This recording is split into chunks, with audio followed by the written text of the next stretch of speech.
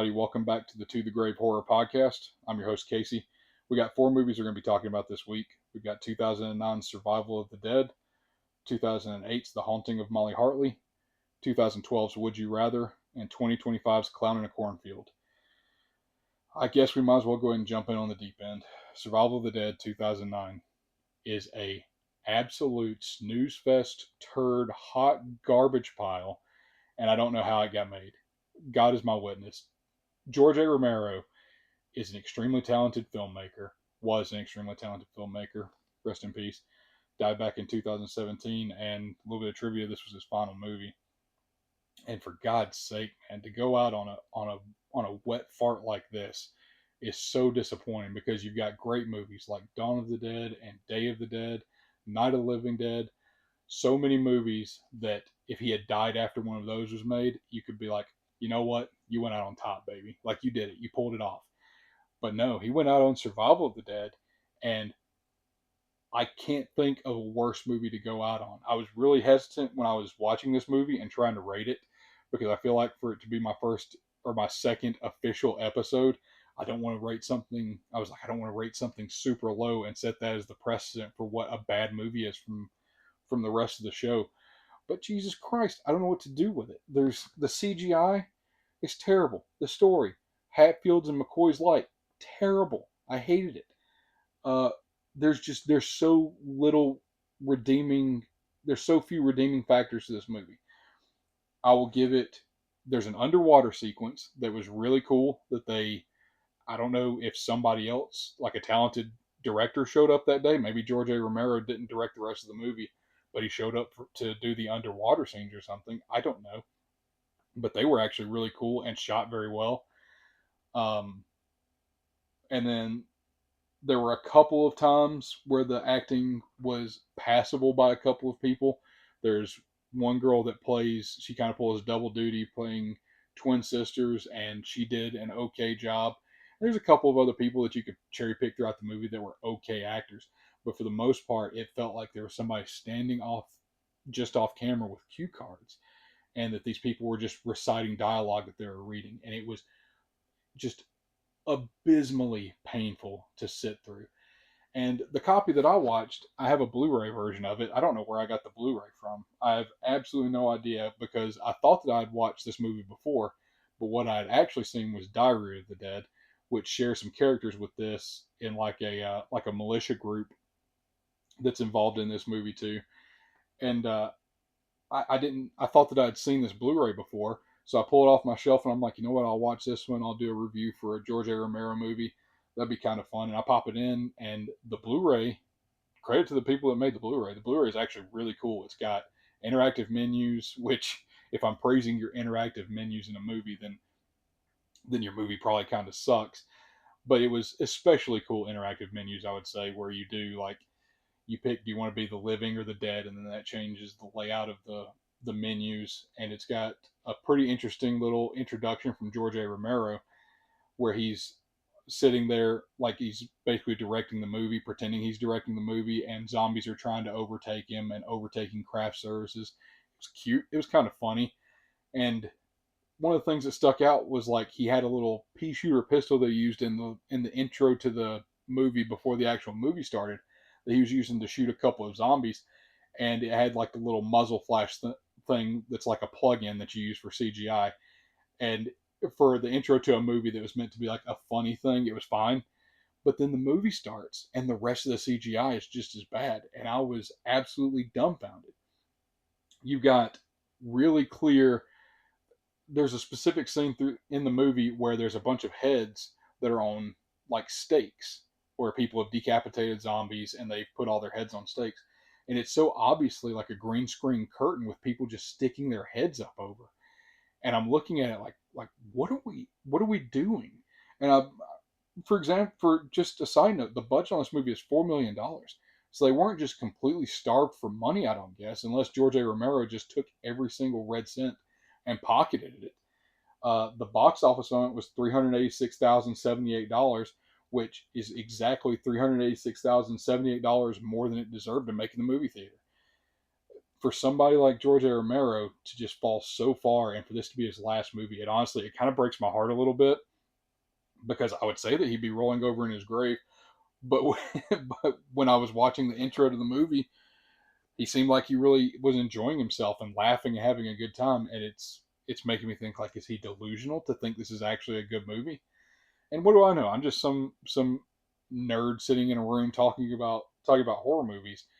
But nothing in the movie passed the sniff test of being a theatrical release at any point. It felt like the most bargain bin zombie movie that you could find in like Dollar Tree or Dollar General or something. It was just awful.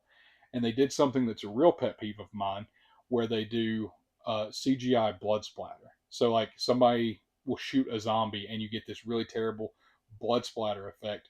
Or a couple of times in the movies, they would shoot a zombie in the face, and I guess they paint part of their face green or something like that, and then use that as like a green screen reference to put gore on top of it, to where it's the most cartoony looking, like poorly tracked gore effect on someone's face. And I was watching it just dumbfounded, honestly. Like, I would go into the story side of it more, but there's really not a reason to. It's the Hatfields and McCoys in zombie times, like in the end times. Uh, the acting side of it, there's just almost nobody redeemable. It's so few people that it's not even worth bringing up. So this one, I'm going to go ahead and give it a 2.5 out of 10, and I feel like I'm being really generous, and I'll tell you why. The underwater shots I thought were especially well done in the movie, to the point where I'm willing to give it a little bit of credit. And I thought the movie overall, as far as like the cinematography side of it, was fairly well done, and the audio sounded pretty good. So from a technical standpoint, it wasn't bad, I guess. But once you get into like the meat and potatoes of the CGI and the effects of the movie and that kind of stuff, it just completely falls apart and goes off the rails. And I don't know how you could ever come back from it. I'm glad that you know he didn't have to keep trying to make movies after this, because if this is what we were going to get, I don't want to have the guy's reputation tarnished by putting out schlock like this for another 10 or 15 years until finally he kicks the bucket. Like, just end on a terrible movie and be done with it, I guess. So that's Survival of the Dead, 2.5 out of 10. Big sad. I'm very sad about it. But next, we're going to move on to The Haunting of Molly Hartley from 2008. It's 92 minutes. I watched it on a DVD a DVD copy I had. This one is, there was a really popular thing going around from like 2005 to 2010, where it was, and it's probably going on a lot before that, but I guess at the time I was taking particular notice of it. You've got like PG-13, or like kind of soft R-rated movies that involve teenagers in situations with killers. So you've got movies like Cry Wolf, uh, Stay Alive. Stay Alive is actually, I'll give it more credit than that. I'm probably going to review that at some point, but Stay Alive may not fall into that. But Final Destination kind of dips into it a little bit. There's a lot of movies that had the hook of like, this is taking place at a school. There's all these students. People are dying. Why is it happening? The Haunting of Molly Hartley kind of does an interesting thing, though, and almost makes it a play on The Omen to an extent, where uh, just a quick little rundown of the movie. There's this girl, her mom has been taken off to an insane asylum because she tried to kill her because she tried to kill her daughter at some point, and supposedly there's a thing that at the 18th birthday of these girls, they are taken, in air quotes, by some other entity, or they're brought into their full potential of what they were allowed to survive for, kind of by their parents making a deal with the devil. And the lead character in this, Molly from The Haunting of Molly Hartley, she was basically born stillborn, and then she's born like 3 or 4 months too early, something crazy like that. And her mom had her her mom had her in a bathroom, like a toilet baby. And this lady just shows up and she's like, "Hey, your kid's dead, but I can fix that." But you're going to get 18 years with her, and then after that, she's ours to do with what we will, as far as she's going to be a like a vessel for Satan or demons or something like that, I guess the way you do it. And these parents agree to it. And so there's a few really cool scenes in the movie. The first one is a really creepy scene where a dad is talking about his dog. It's separate from Molly Hartley, but there's another girl, and she's like getting proposed or getting talked to by her boyfriend in this cabin in the woods, and he's offering her like jewelry, and they're teenagers in high school or something. And her dad shows up and it's like, get in the car, and essentially drags her out, and like is taking her back home. But then he starts talking to her, and he tells her like, oh, your 18th birthday is coming up. I can't let them take you. I'm so sorry. And then he tries to kill her by driving his car. I guess he was going to drive it off the road or something. But the whole beginning sequence of the movie is a really good hook, I thought, because you kind of are left wondering, like, what is going to happen to this girl on her 18th birthday? Because it's not specifically laid out at that point. And why is his dad so disturbed about what's going to happen to his daughter on her 18th birthday that he's willing to kill her before let that happen? And so I thought that was a really cool hook for the movie, and I was honestly invested right out of the gate. Well, then you skip forward, and you've got Molly Hartley, who her mother attempted to kill her by stabbing her in the chest with some scissors, and then her mother got sent off to an insane asylum, and so she's now by herself, just her and her dad. And I'll go ahead and real quick give props to the dad, because the dad is named Jake Weber, is the actor, and he was also in 2004's Dawn of the Dead as one of the characters. And I'm going to tell you, this guy, as far as like playing a dad, like a father figure in a movie, I really, really felt like he was her dad and was trying to like keep the wheels on this bus, as opposed to just letting everything go to shit after the mom tried to kill her.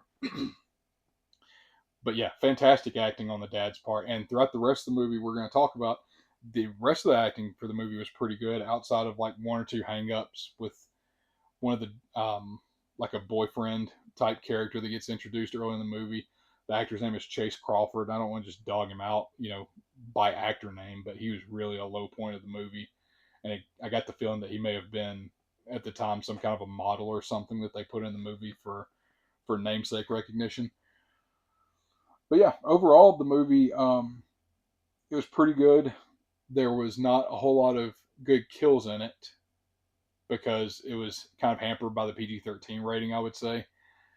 But the story takes some interesting turns up until the third act. And in the third act, the wheels fall completely off, and it goes into the most basic Omen ripoff that you could really come up with without literally calling her the Antichrist.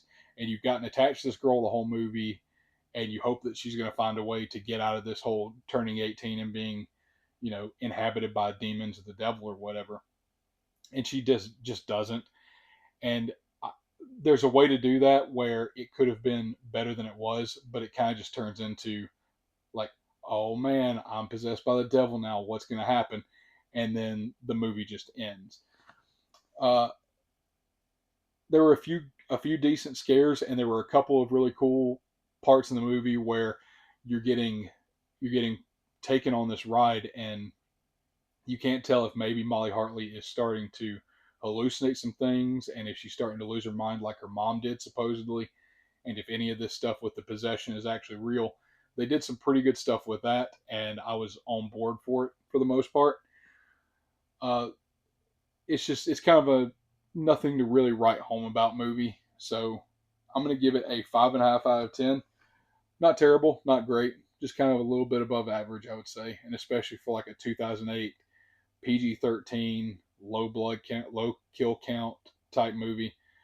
Completely serviceable. Like I was happy I watched it, and I actually enjoyed it more than I thought I would, because I got the impression that it was going to be like another really low scoring kind of piece of garbage, but it wasn't. It was okay.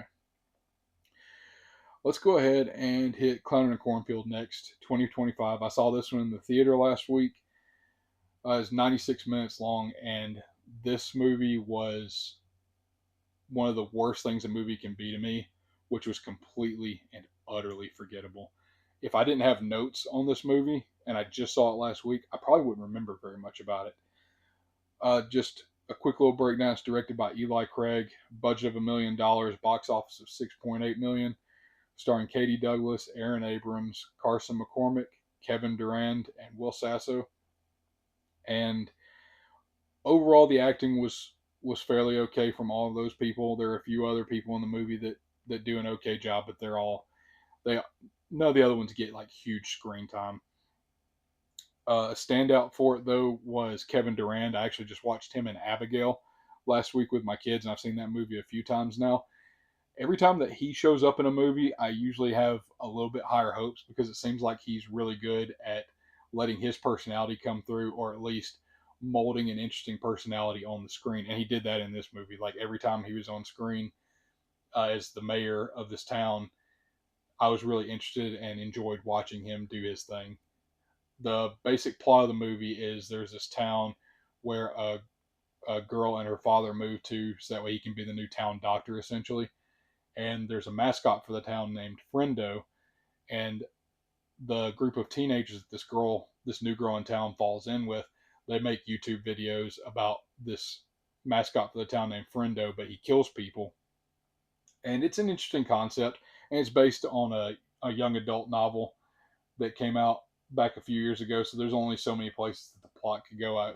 I understand, but I would say that the plot felt pretty shallow at points, and it felt like it was put together. It felt like it was put together kind of like a Goosebumps book or something along those lines. And I would even say, I started to say a Fear Street book, but the Fear Street movies I saw last year were actually not bad, or a couple of years ago weren't bad. So I wouldn't put them down. I wouldn't put it as like a Fear Street movie because I thought those were pretty good. But more of like a Goosebumps type plot of like the parents in the town. Spoilers from here on out, I guess. The parents in the town are all essentially evil, and the adults in the town are all evil. And Friendo uh, is an actual entity that is, or not an entity, but is an actual person, or we find out a group of people, the adults in the town, going around and I guess trying to make some kind of a sacrifice for Founders Day, they call it. To I don't even honestly, I can't even remember what the reason they did it is. It was a really really forgettable movie, and I hate to say that because I really want everybody to go see horror movies in the movie theaters and to support horror. But this one is one that you could just wait for to come out on demand, or catch it for free at some point, because it's just not great. Outside of Kevin Durand, the acting is just fine, except for Will Sasso, and I hate to say that too because Will Sasso from Mad TV. I grew up watching Mad TV, and I really liked Will Sasso's characters, and I thought he was really funny. But he plays the sheriff in this movie, and for God's sake, man, it's just he was miscast. I guess would be the best way to say it. He's not believable as a sheriff. He's not particularly funny, and he's not intimidating either.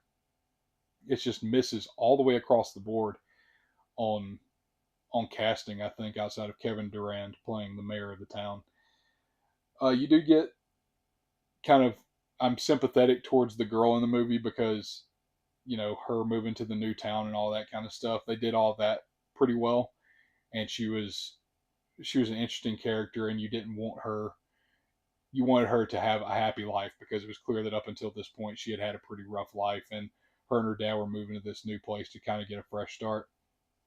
So she did okay. But overall, I'm going to have to give this one a 5 out of 10. It was right down the middle. There were a few really good kills with a chainsaw that happened, and there were a few funny parts in the movie, some comedy that popped out that I was surprised by, that actually got me to chuckle a few times. But overall, it was just a really, really forgettable movie. And for me, a forgettable movie falls right in the middle. It's a 5. Like it was nothing for me to remember, good or bad. It was just something that I went and saw. So, Clown in a Cornfield, 5 out of 10. And for our last movie, we're going to be talking about Would You Rather from 2012. This one is currently streaming on Shudder. It is 93 minutes and directed by David Guy Levy, starring Jeffrey Combs, Brittany Snow, and Sasha Grey, which we're going to get into in just a couple of minutes. This one was the breakout for the podcast for me. I was pretty worried because I watched all these movies. I was like, damn, man, nothing. nothing on this podcast is going to be worth anybody watching. It's all at its best like passable. And then I got to Would You Rather, and I was really, really happy to find something that was well written, funny, very funny at times, fairly stellar acting all the way across the board, except for Sasha Grey. If you don't know who Sasha Grey is, she is a adult film star that transitioned around this time into actual like feature films. And man, she does not have the chops. She really doesn't have the chops to be an actress, as far as I can tell. I'm all for somebody getting out of that industry and coming on and finding, a new way of doing things and being a great actress, but she just is not that. Um, the Every time that she's on screen in the movie, you basically are just watching her and realizing like this lady is just cast simply because she has name recognition. And in fact, on the Shutter website, when I was getting ready to watch the movie, it lists out like the plot of the movie and put co-starring Sasha Grey at the end, as opposed to co-starring Jeffrey Combs, one of the greatest horror actors of all time, Reanimator as Herbert West. Like, you don't mention Jeffrey Combs, but you go out of your way to mention this porn star, Sasha Grey, and that kind of indicated to me what she was in the movie for. She's in there basically not even as eye candy, I wouldn't call it, but as kind of a shtick for the movie to have some name recognition for a different group of people than would usually watch it. I guess I don't know. The story of the movie, this one I'll actually go deeper into the story on because it's a lot more interesting to me and well written. The story of the movie is Brittany Snow's character. Her brother in the movie is suffering from some type of debilitating illness where he needs a bone marrow transplant, and she's trying to find a job and having trouble finding a job to support them, and it's just her and her brother. And through a series of you know circumstances in the movie, she winds up in an office at like the dean of a school or somebody that she was maybe employed by at some point. I don't recall what this other actor's function was necessarily, but she winds up being called into this guy's office, and Jeffrey Combs is there. And Jeffrey Combs is from a rich family that has like an organization that does like charity stuff and that kind of thing. But she's essentially offered the opportunity to, in air quotes, save her brother by participating in a party game at his mansion. And she debates on it for a little while, decides finally that she's going to wind up doing it. And so she goes to this party. Oh, you know what? Before I go that far, I'm going to tell you something crazy. So Jeffrey Combs, when we're first introduced to him, he's sitting on like a couch love seat thing in this guy's office, just hanging out doing his thing. But he is eating pistachios, which I know sounds really stupid, but he's eating pistachios, and instead of handling the pistachio shells like a normal human being would, either holding them in your hand or finding a trash can or something, he's just sitting there in the corner talking about his plan for the evening and his party that he's going to be having, his dinner party, and the contest that he's going to be doing, where the person that wins the contest can have their whole life changed. And he's cracking these pistachios, and as he's eating them, he's just laying the pistachio shells out beside him. And on the couch, he's laying them down. But it's just a giant pile of pistachio shells in this guy's office it's not Jeffrey Combs' office. But for me, that was a really interesting thing in the movie because it showed that Jeffrey Combs either A, had some kind of hold over this guy that's talking, or he's so rich and so powerful and so disconnected that he doesn't care about, he has no personal boundaries, no concerns about other people's space or anything like that. He just does whatever he wants, whenever the hell he wants to. And so I saw it happening, and I was watching this movie with my wife, and we were just both laughing at Jeffrey Combs, first of all, chewing the scenery, doing a fantastic job acting, but eating these pistachios and just laying the shells out and tossing them off to his side like a serial killer, uh, psychopath. And we just both got a chuckle out of it. So that's kind of neither here nor there, but I just wanted to mention it because it was a really funny part of the movie. So, anyways, Brittany Snow decides to go to this dinner party to try to save her brother because Jeffrey Combs tells her that it's not just money that's going to be potentially won at this party. It's also the potential for skipping donor lists to get her brother a bone marrow transplant. And it's a much more real way of effectively saving her brother than just throwing money at the problem. He can actually make things happen to save her brother. So Brittany Snow is on board and she shows up at the dinner party. There's 6 or 7 other guests there. We've got an older guy that's a gambler, turns out to be an alcoholic. We find out about later. We've got, or actually no, I think there was another guy that was the gambler, and then this other fellow is just an alcoholic that has a bunch of conspiracy theories about Jeffrey Combs' organization. You got Sasha Grey's character is just sitting in a corner doing basically nothing because, as far as I can tell, I don't want to just beat up another human being. But as far as I can tell, they were like, "Oh, you really can't act. You need to just sit over in this corner and keep your mouth shut until we can give you something to do for long enough for you to be one of the kills in this movie because you can't hack it for anything else." So she just sits over in a corner. You've got an older lady that's paralyzed from the waist down. You've got an army veteran and a couple of other guys that I don't recall what they kind of just glossed over, if I remember correctly, what their deal was. But everybody's at this dinner party hoping to win the contest and to have their lives changed. So Jeffrey Combs comes out and they start the first opportunity for money to be won when Brittany Snow is getting ready to eat their dinner, and it's like a steak and some foie gras and stuff like that. And she raises her hand, and Jeffrey Combs like, "Yes, what can I do for you?" And she says, "I'm actually a vegetarian." And it was a really, really awesome way to open up the party because Jeffrey Combs immediately latches onto it and says, "Fantastic, our first chance to award some money tonight. I want you to eat that meat in front of you." And Brittany Snow puts up a fight for a little while and is like, "No, I can't do that. I won't do that." And Jeffrey Combs lays out $10,000 on the table and he says, "I will give you $10,000 if you eat that plate of meat in front of you." And Brittany Snow folds fairly quickly and winds up eating the meat. And it was really, really uh, a telling situation about her character and how desperate she is to not only help her brother, but also for the money side of it. Like she actually does probably just need money because she's not getting a job or she hasn't found a job or anything yet. So she's willing to, let her moral slide just for $10,000 in cash. And Jeffrey Combs actually remarks on that. He's like, "You haven't eaten meat in so long, and now for a mere $10,000, you're willing to debase yourself."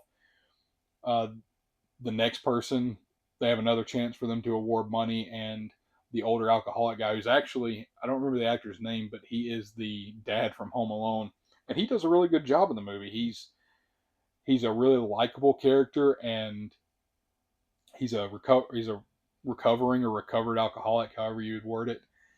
And Jeffrey Combs latches onto that, and he says, "I'll tell you what, I will give you a certain amount of money. I think it was like $10,000 if you will drink that glass of wine in front of you." And uh, the guy's like, "No, I won't do that. I'm recovering. I'm proud. It's been so many years since I've done it. I won't do that." Well, then Jeffrey Combs says, "I'll tell you what." And he brings out a decanter of what he refers to as like the finest alcohol that you can buy. And he says, "If you will drink that whole decanter, I'll give you $50,000. And then lays out $50,000 on the table. And long story short, he winds up drinking the alcohol, getting the $50,000, and basically being drunk for the rest of the movie that he was in. But it's used as a function for Jeffrey Combs to say, "Look at how easy it is to get you guys to do this stuff just by throwing money at it." Well, then it turns into, for the rest of the movie, them having to torture each other by electrocuting each other and do all these different things to pare down basically who's left in the game until there's only one person left. You've got people getting electrocuted, you've got people getting whipped, people getting stabbed. And this is one of the things that I kind of hold against the movie is that they don't really show a whole lot of the gore and the guts or anything like that, or a whole lot of blood. There's a few scenes where they show some blood and a couple of people get shot, But for example, a person gets stabbed with an ice pick, and they do it off camera and then just show the ice pick in her leg and it coming out. They've got uh, they've got a guy that gets whipped by some kind of an African cane, and he's wearing a shirt, and you just see blood streaks on the shirt from where he's getting whipped. What else was there? I'm trying to think. There was. I don't want to seem like they were forgettable because they actually really weren't. It was very good, very interesting things that they did in the movie. They did like holding your breath for 2 minutes thing underwater, which is actually a really good scene. Um, yeah, a guy gets his hand blown off with a firecracker, but it's barely shown. That's really my only hang up with the movie is that they didn't really toe over the line on showing some of the things that were happening. That was kind of disappointing because it would have elevated the movie to an extent that I don't think it really was by leaving everything unseen. Oh, razor blade to the eye. A guy takes a razor blade and he holds it up to his eye, and you see him kind of trying to get up the guts to razor his eyeball. And when he finally does it, it does like a quick cut of him like flicking his wrist and then covering his eye, and you see absolutely nothing. And for this type of movie, the way that you're feeling it's going to go is that it's going to show more of that stuff, and it never actually does. But in the end, the movie wound up being really well done. Some people get their comeuppance. Uh, I don't know if I'm going to spoil who wins it, but you can probably guess. And like I said, Jeffrey Combs, every second that he's on the screen, and he's on the screen for a lot of the movie, he wasn't just there as like a name and then they didn't put him on screen very much. He was there for the vast majority of the movie, and he just chewed scenery, acted his ass off, and it was so much fun to watch him getting to act malicious and evil and clearly be really enjoying it. Brittany Snow was really good. Sasha Grey though, man, she just does not have the acting chops. The few lines that they gave her and a couple of things that she does in the movie, I'm glad that her character went as early on in the movie as she did, because otherwise I don't know that I think at some point it would have really started to detract from my enjoyment of the movie more than it did. So, would you rather? I'm going to give that one an 8 out of 10. I thought it was really, really good, really funny. Had the games side of it, and the way that they played out was pretty cool. And the kills were cool. It's just that they didn't actually show a lot of the stuff that was happening. So, overall, pretty good movie, 8 out of 10. And honestly, it kind of salvaged the movies that I watched for this podcast, because otherwise we would have been stuck with Clown in Cornfield. The Haunting of Molly Hartley was actually, I say stuck with it. I was actually better than I thought it was going to be. Or Survival of the Dead, the wettest the wettest turd that I think we could have possibly had to have watched. So overall, it's a podcast. What are you gonna do? We had some good, we had some bad, we had some shit. But I really appreciate you guys listening. You can reach out to me down in the show notes. I've got some email addresses, places I post these on YouTube now. So hop in there, give me a like if you don't mind. I really appreciate it. Or a review on Apple Podcasts, or likes on YouTube, subscriptions, that kind of thing. The more that people reach out and let me know that this is being listened to or watched on YouTube, the more I'm going to feel like I'm actually building a community. So I really would appreciate any kind of interaction you guys do. It'll mean a lot to me, because at the end of the day, I'm not doing this for money or anything like that. I just want to build a community of people where we can all hang out and talk about movies and enjoy each other's company. So that's it. This has been To the Grave. I'm Casey. Have a good one.